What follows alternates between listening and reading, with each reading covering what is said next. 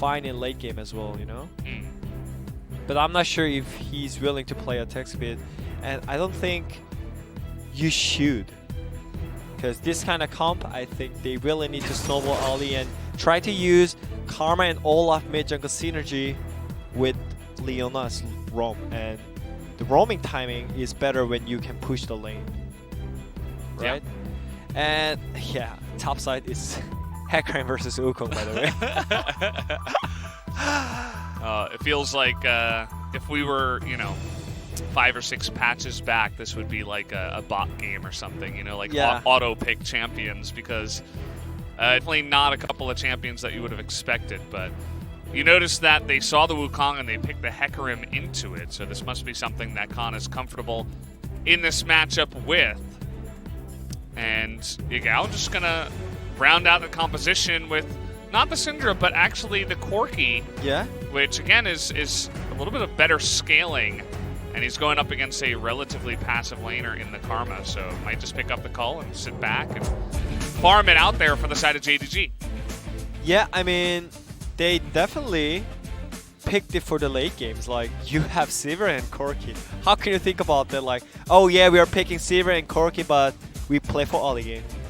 Yeah, it doesn't make sense, you know. The attack move composition with the Wukong Sett engage, and Sivir's just there for the movement speed. So I mean, I think JDG is gonna just try to help Wukong on the top side for the early game, and they are willing to just farm in the mid lane and bot lane. And I really think FPX is just snowball so hard in the game 2 compared to game 1. They have to get off on a similar foot to the way that JDG did in game number 1 to get ahead of this one, as we are going to hop onto the rift for game number 2 of FPX up against JDG.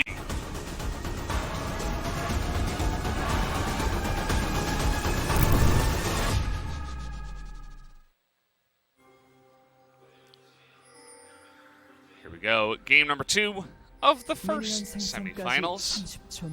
Looking forward to the second one as well. We have Gen G up against Top Esports later on today after this best of 5 is complete, so hopefully you guys do stick around for that as well.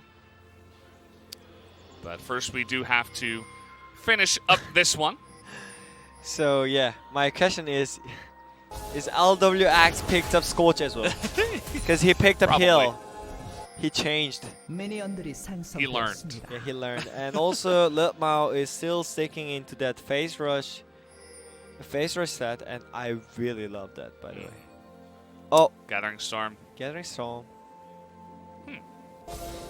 Okay. Okay. Nobody has picked up Scorch in this game. Yeah, I think that is his lost pride. Like, that you have to save. Because you can accept that Hill was better. Yes. But like, he's like, nah, but really, seriously, Scorch? No. Yeah, no Scorch. There's no way I'm going for the Gathering Storm. But anyways, Tian got enemy red buff, invading freely into the enemy jungle, and he's already having fun time compared to Kanavi. And I feel like Kanavi doesn't know about it, or is he gonna invade enemy red side as well? It's a good question. I mean, there's really no warding or any kind of information. I mean, the only thing would be maybe Zoom sees the angle that Khan is coming into the top lane from. Oh, and it looks like Kanavi is just going for his red, and Olaf already got the Raptors at 2, by the way. Oh, he changed. But he's on vision. I mean, that's a really new ward, too. So Tian is just going to see him here. Might be spotted. That's a weird positioning from Crisp. Okay, we got the 1v1 going on here. Kanavi up a level, but it's up against an Olaf, so he doesn't really want to take that fight. First blood onto Leona. No flash on Tian. Down there. Tian. Oh, wait, what? Oh, he's going to get healed up. This is a disaster for JDG now, as the Q from Doinb is going to sail wide, and that is another early lead. Except this time it's for FPX.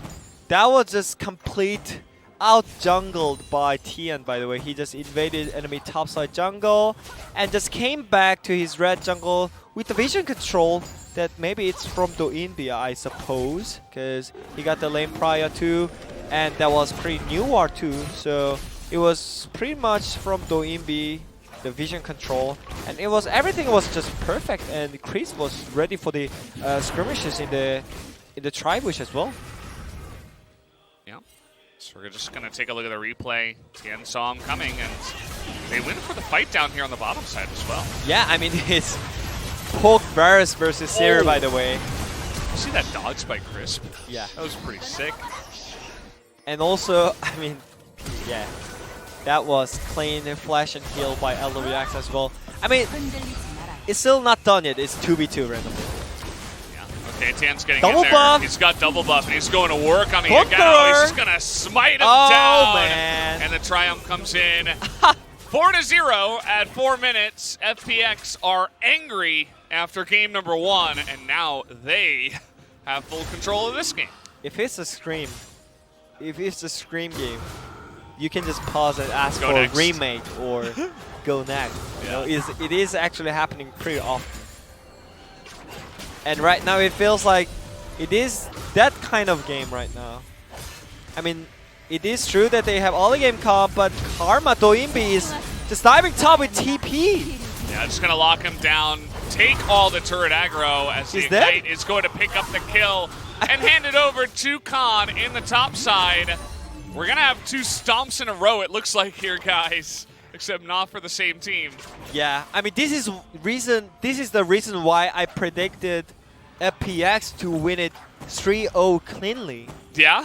But yeah, I mean, unfortunately, the game 1 Kanavi needle happened. But anyways, this is why FPX is like considered as world best team. Like, even though like they couldn't made it out in LPL spring split, but still they have new card Khan, and yeah, that was just clean Karma and Olaf synergy between Doinb and Tian. And I don't think you really want to fight, especially in fight, with that Conqueror double buff. No, you Olaf. don't. A guy who also picked up the 1 kill from earlier. And then just another clean dive up here. Yeah. Karma, you may not always think of her as the best diving champion, but actually if you can leash someone down, it's sometimes it's hard to flash away from that ability from the Karma. Yeah. I mean, I guess at this point, I can understand why a lot of LPL fans said that. Oh, by the way, it's all in. Yeah, level 6 to level 5. He's going to get the double knockup, but it's not really going to do all too much. Rotation now down to the bottom side. FPX, I mean, there's no questioning it. They know exactly what to do from ahead. Yeah. And they're showing it to us right now. That's a disaster. You are really losing like potential 3 waves and plates too. And you're playing against Poke Varus. And if they actually lose this game, then a lot of people are going to ask about it. Hey guys, why didn't you ban Varus? Yeah. For what reason? And yeah, anyways, I'm going to keep talking about it. Like, LPL team, a lot of LPL teams said that DRX is kind of LPL style kind of team. Yeah. And I can see the reason why it is true, because they really like to be one-sided, you know? Either you win it one-sidedly or they lose one side. Yeah. That's the way a lot of their games did go. Yeah. As the aggression never stops. I mean, this isn't the end. By the way, a second troll ward is going to be put down here by LvMao. Yeah? We'll see if they check the brush again. Yes, they will. I'm just going to go ahead and clear this out as the pings do come out to alert that to them.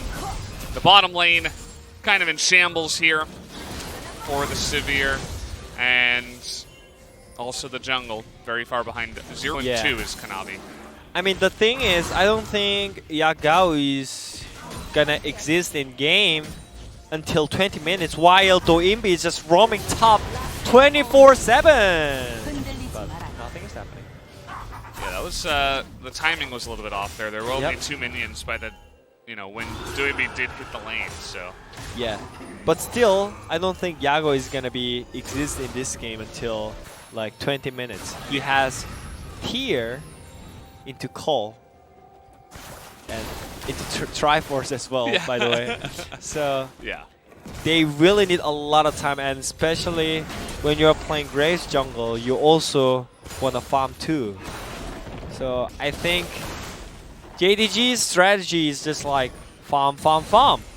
LokeN got the call as well, by the way, so yeah, they really want to farm it up, man. They're just hanging on to the lifeboat, you know? It's really windy weather, there's waves all over the place, a tsunami is hitting, and they're just hanging on for dear life. Yeah. That's really all they can do at this point. I guess like JDG is having some break after the game 1, you know. They had kind of rapid game by themselves, and guys, it was pretty fast in game 1, so maybe you can just chill out for now. Yeah. Drink some wine. Drink some wine. And get some biscuits with Cole. Biscuits, yeah, that sounds good. Yeah. I can get behind that. There are not many biscuits in Korea, to be honest. Yeah, true. Why haven't you guys gotten on the biscuit hype train? And there's another biscuit. Well, he is going to be able to get away with this flash, as that's kind of a hard gank to pull off, but actually it does amount to getting a very important summoner. So nicely done there by Khan. That's one of the strengths of the Hecarim. Ability to roam a little bit from whatever lane he's in. And yeah, I think FPX is gonna have fun time until 3rd Drake. And it's gonna be Cloud or Mountain Drake, so maybe it's fine for JDG at least. But what about the gold difference? Right now it's slowly increasing and stacking up. Yeah, it was 2,000 about a minute ago, now it's 3,000. Yeah. And, well, here we go again. Botar is gone. Khan is moving. Doinb was just moving already, like dancing all around the world. I mean, this is just way too clean a rotation by FPX, and I don't think JDG can ever do something into them. Khan? Maybe? Okay. Hello? Hello? Yeah, I mean, he's waking up. It's probably okay. don't want to face check that brush. Yeah, he is the Hecarim with the ultimate, but still. He could have been locked down. And yeah, it seems like easy 2nd Drake for FPX, and oh, I mean JDG is kind of stacking up onto the top lane. Yes, they are definitely just giving up Drake for free. Oh, that's a huge amount of damage to come out there. He just lands the leash into the chains of corruption. He's not backing out, by the way. Yeah, he's not going to be Doinb here in a bit of trouble with the Ignite coming down, but the last auto from LWX, he's going to pick up 2 now in the mid lane. Get that push going. Will be, by the way, a Mountain Soul. So it's not quite that feeling of FPX from the last game where they thought maybe they could sit back against Cloud Soul. They're going up against a legitimate Soul here. And they've got a pretty fed Varus to boot. So not to mention the rest of the team. And so they must be feeling pretty happy about their current situation in this one. Yeah. Yeah, JDG needs like extra 25 minutes to farm. Just farm, you know. Nothing happens, but Yagao lost his flash before, so he cannot escape this one. And I was like, what? Doinb is still going in? Yeah, I mean, he got punished, but still, LWX managed to get the kill with the last auto attack. So this is just still so much better for FPX. And yeah, another one-sided game. Yeah, that's the way it's going right now. We'll have to see. You know, it's not quite as one-sided as the last game, even though it is very one-sided so far. And all the control is in the hands of FPX. Yeah. So we'll have to wait and see. You know, maybe they can get some kind of crazy Wukong engage or something like that. They still do have the better scaling comp with the Corki, Sivir, and even the Graves. Oh, yeah. And so if they can just hold on, maybe snatch away one of those Mountain Drakes along the way, We saw that yesterday and even the day before, where a couple of comebacks were able to take place. Oh yeah, and also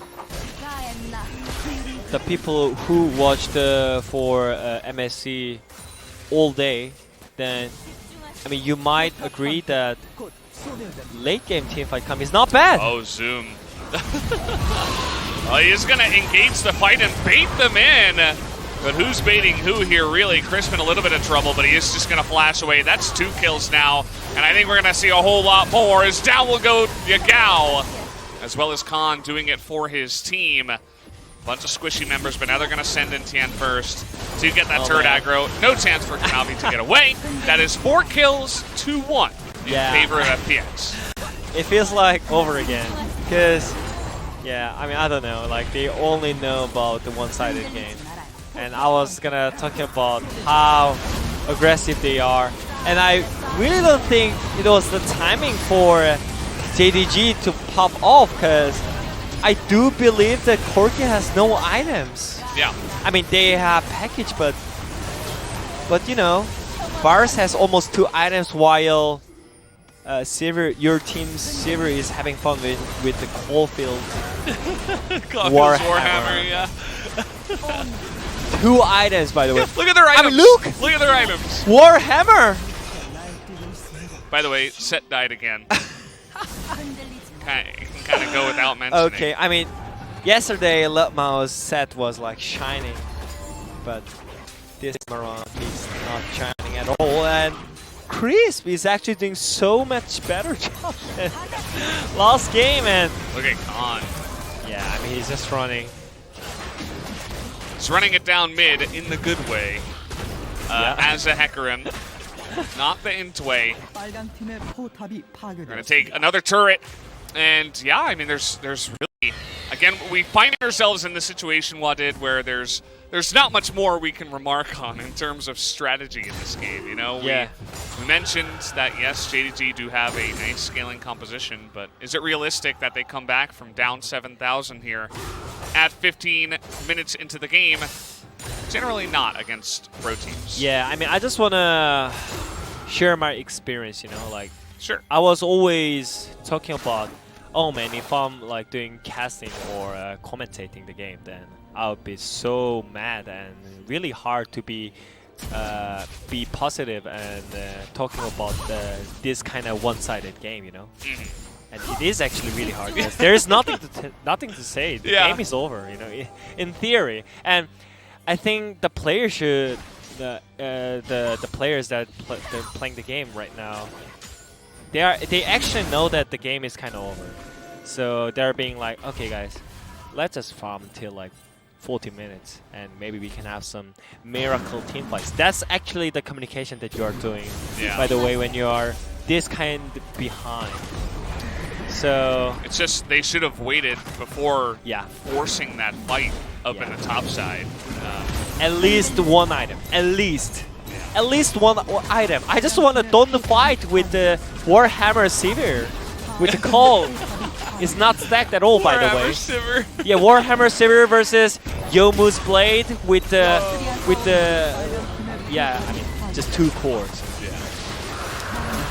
And when it comes to inhibitor strategy, in the LCK a lot of the time we say you might not want to take the inhibitor because you don't want to give them the extra farm down on the bottom side, but the LPL teams do not. They don't care. They don't subscribe to that theory of thought. They're like, no, we're just going to push it down and we're just going to continue attacking you. We're not scaling. I mean, we are attacking you. You know what? Like, that's one of the my favorite part of LPL teams, because normally when you are LCK team, then you pick for late game team comp. Yeah, you have late game team composition, then you don't fight and farm for late. When you get the item, you fight. But LPL teams, even though it's, I mean, it developed and created for late game, but they still fight, you know? Yeah.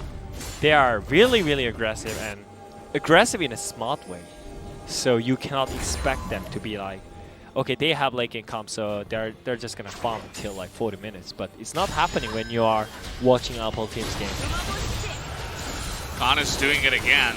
with multiple members nearby. Doesn't seem to care. He's a fast horsey. And now we have Package Corki up here. There's 4 members of FPX up to the top side. They're going to force that package early. And look to push here. And yeah, that's... nobody on the side of JDG is really coming up here and saying, oh yeah, we're going to take a fight. It's just Yagao desperately trying to farm up to his Trinity Force. Yeah, I mean, there is maybe one question that FPX with Nashor, because they are not that Nashor killers, Nashor hunters, I would say. So. Oh, they're going in for this one. Gonna get suplexed behind, but Crisp is incredibly tanky now. Look at him, he doesn't take damage. Finally, just a little bit there on the edge, but oh, that's a nice little shield. Little shield, yeah? Yeah. Re-engage here from the Wukong, Doinb a little bit low. As Tian also is going to take a little poke on his way out. But they do pick up the 1 kill onto the Graves, who's 1 in 5. Kanavi's performance this game, quite the opposite compared to game 1. And everything is just going so well for FPX, and I don't think they need to get Nashor at this point. Yeah, I mean, they can just end without the Nashor buff, the Baron buff, so they don't necessarily need to risk it. Yeah, it will depend on the scenario. If they find JDG in a bad spot and they kill like 3 or 4 of them, they're probably just going to go for the end. Yep. If it's close, you know, if they're like 1 ahead or 0, they might go for it. By the way, still a nice amount of poke in this composition with the Karma and the Varus. And even the Olaf throwing a couple of undertows in there. Khan in a awkward spot here. The Wukong actually does a nice amount of damage as Kanavi. We've seen a couple of sad Graveses in this series today. Just getting poked out by the Varus once again in game 2. That was nice. Okay, that's a Sett underneath the turret as he's locked down for what seems like ages. The flash forward. Doinb is a little bit excited. You know, I saw that the coach gave him his coffee in between the games, so he has certainly woken up. And he might be waking up with some big stacks as well. We do have the Magias here bought for the Karma. It does make sense in this scenario. Yeah, I mean, everything is just set it up. And that was pretty aggressive moment by Chris as well. And also when you're playing against Sivir, it's really like kind of simple but really hard at the same time to just stack up some skills so that just make the shield useless. And that's what they did against LokeN. And I mean, he didn't die yet, but anyways, they are keep pushing. They're getting every objective that they can get. The turrets, kills, just everything is smiling for FPX side. And happy faces here. Yeah. And now 7 seconds until Mountain Drake, Mountain Soul. They can easily move down and take this one. I want to see how JDG respond to this. You see a lot of pings, assist pings on the Baron. I think they're just worrying about them going Nashor, because I think there is no chance for JDG to try Nashor because they have no damage.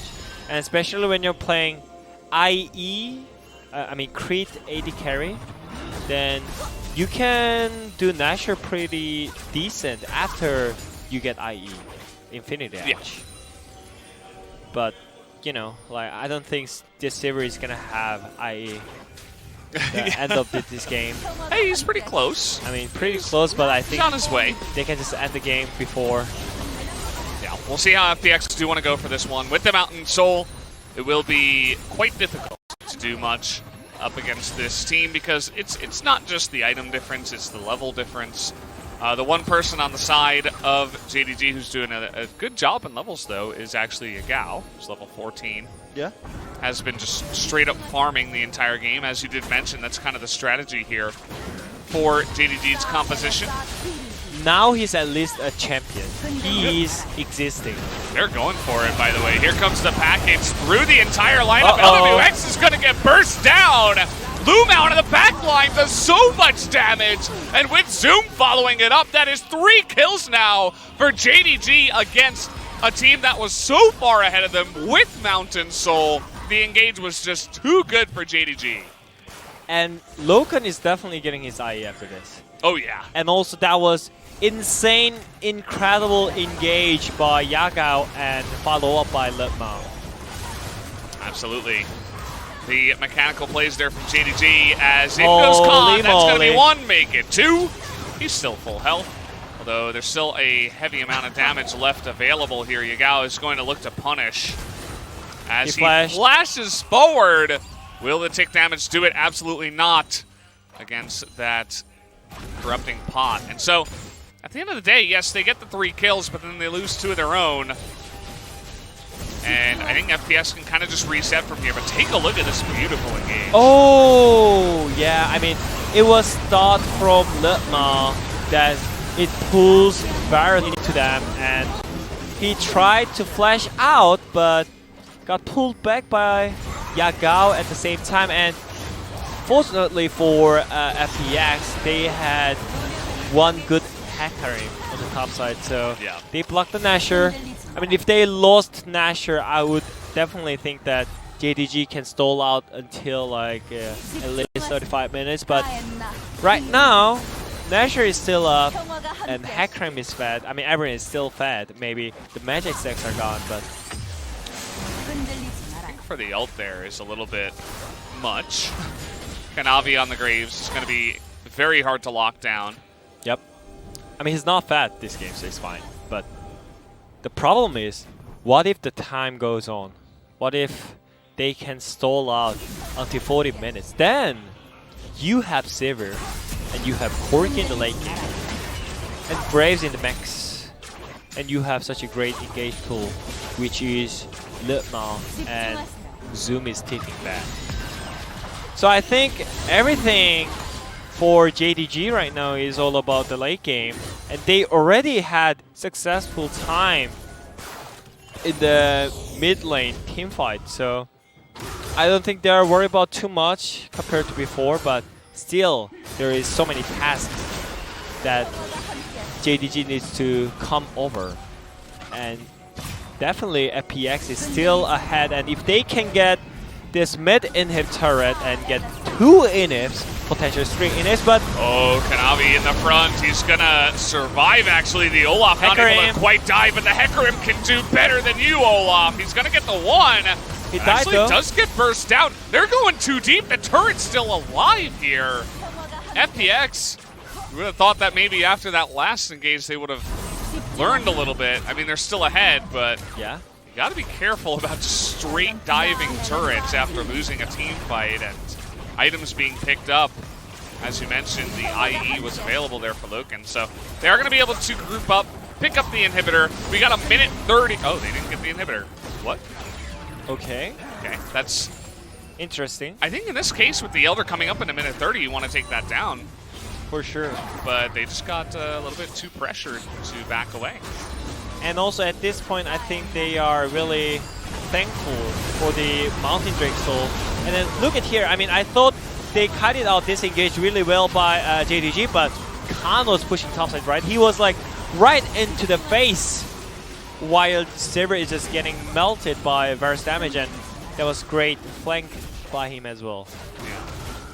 I understand the thought process of FPX with the Mountain Drake. You want to, because you're going up against a Sivir and Corki Graves. I mean, they have really excellent wave clear. So when you don't have the Baron Nashor, it's difficult to just straight up push waves into the enemy turret. So they say, hey, maybe we can dive into that weak backline and then push the turret.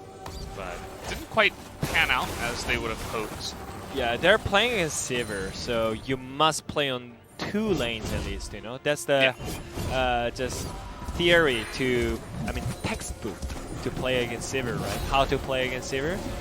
And they kind of did well, it seemed like, but I think the point that JDG can actually stall out is because of Yagao's Corki. When you see the team fight, he's always just melting the front line really easily, and he already got the 3 items. So I don't think like FPX is that far ahead anymore, because I'm not sure about the 5v5 at this point. Yeah, we figured that the Mountain Drake would help a lot, and you see that there are a bunch of resistances picked up on pretty much every member of FPX, but the damage, the pure damage that JDG's composition has is still difficult to deal with, even if you do have that Mountain Soul. Okay. Although the focus coming down, that is a very valuable stopwatch, let me tell you.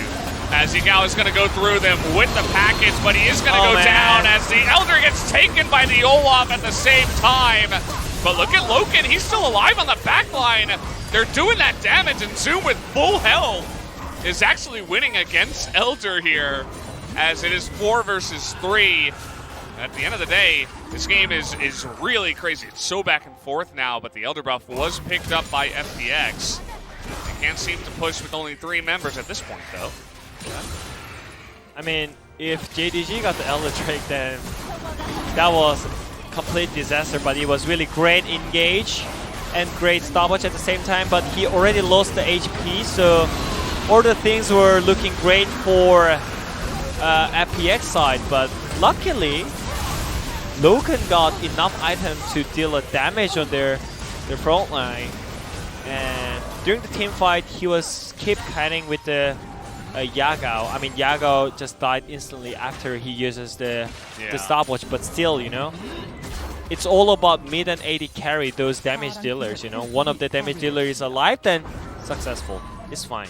You can still have the damage. So I think it's all about the Corki Sivir. The timing has come. It's 30 minutes. Elder buff with the Nashor buff with the Dragon Soul, and if they get this, they should able to end this game before next Nashor buff, in my opinion.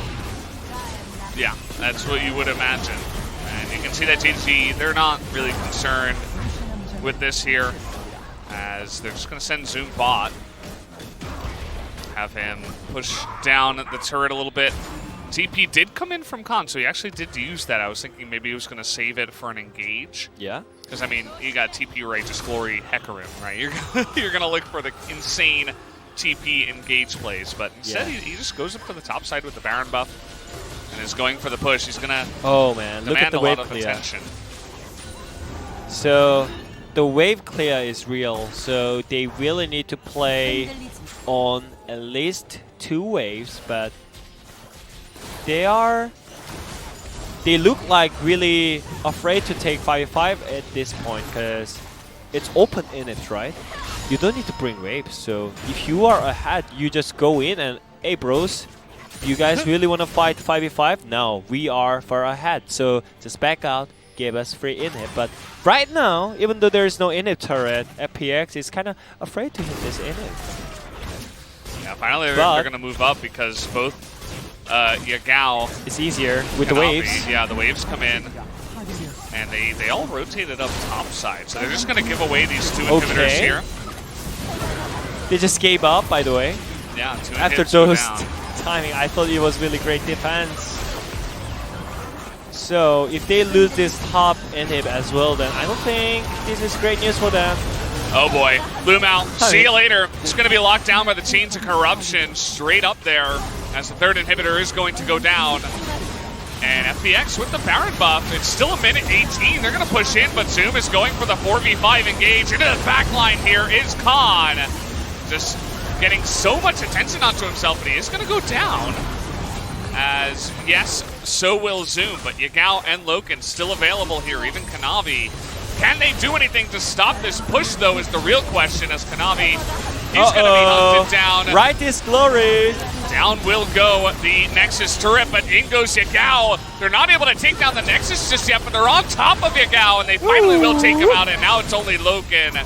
But LvMao does come back, but it doesn't matter, as LokeN is just going to be burst down here. This game should be FPX's.